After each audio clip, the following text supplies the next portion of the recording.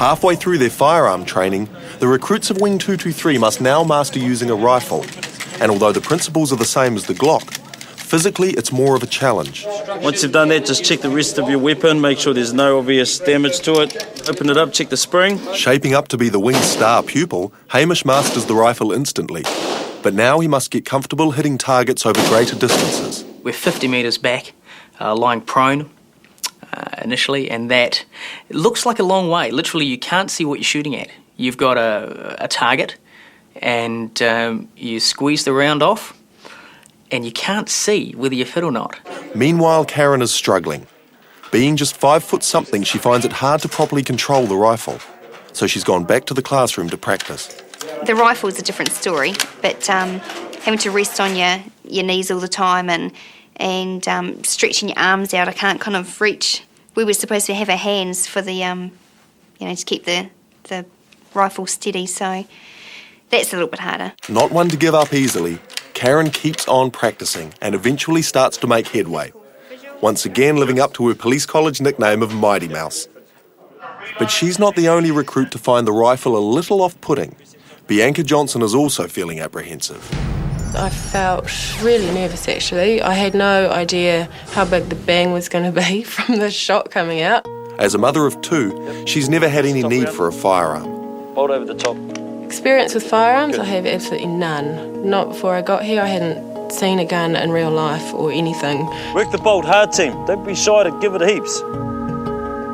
But as she fires off the first couple of rounds, the instructors and her fellow recruits can't believe their eyes. It turns out Bianca's a natural. Every one of her shots has hit the target. Good shooting, Miss Johnson. Nice, very beautiful shooting. A rare achievement for someone who 4 days ago had never seen a gun. Though modestly, she credits her instructors. Shoulder, safety, sights, shoot. The instructors up in the firing range are fantastic. If you're not doing well, then they'll tell you, and you rectify it pretty quickly. Like, the rifle's quite cumbersome, it's quite big, but it just slotted into my shoulder. It was all just natural. I'm performing in firearms fine. I did surprise myself. I thought I was going to be crap. I did. But all my bullets got on the target. And it looks as if Hamish has company at the top of the class with Bianca. But while being able to master a firearm in a controlled environment is one thing, it's a whole other ballgame using those skills under pressure, especially when people's lives are at stake.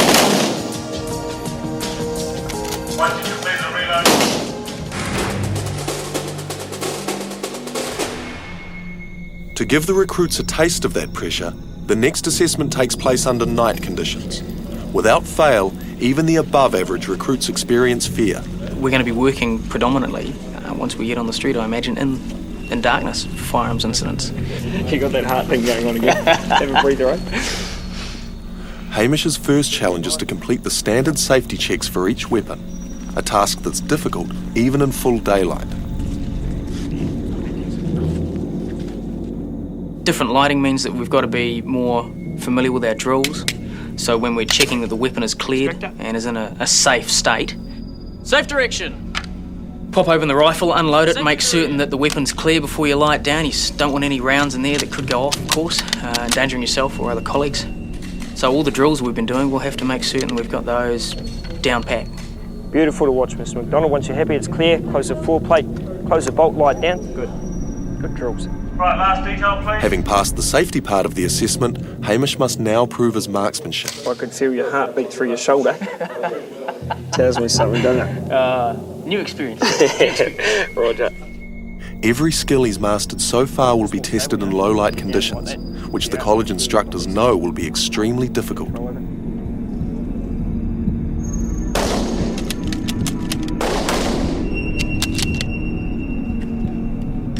It's better. New magazine on, tap, tug, back, extractor, and nice smooth recovery.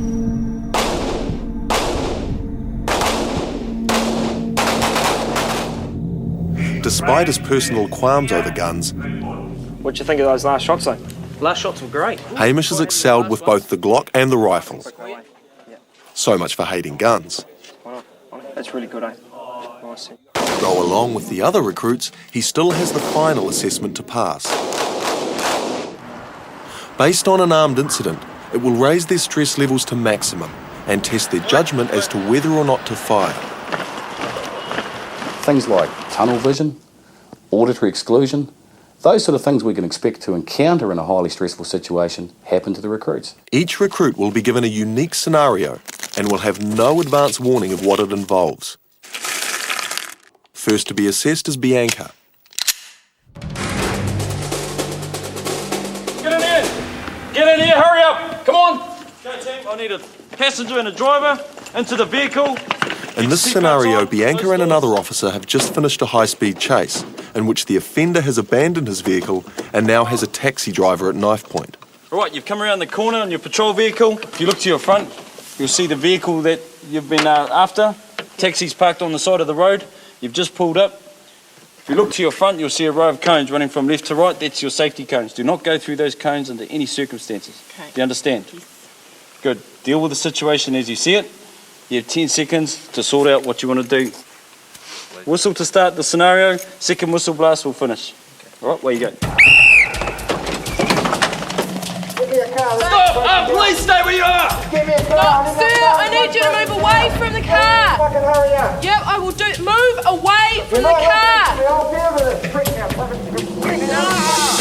Oh, sir! Having issued several warnings with no response, Bianca's first duty is to ensure the safety of the hostage, which means she has no choice but to open fire.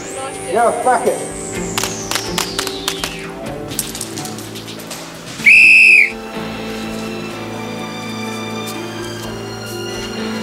Although the bullets aren't real, they still make an impact as the offender's back goes to show. And though the good news is Bianca has passed the final assessment, she's hoping this is experience she'll never need to use. If I was called to an armed incident, I've just got to go. Thinking cap on. Just keep safe. Meanwhile, Karen and Hamish are yet to be tested, and each is feeling the pressure. Karen to remain calm and focused, and Hamish to avoid using ultimate force if at all possible.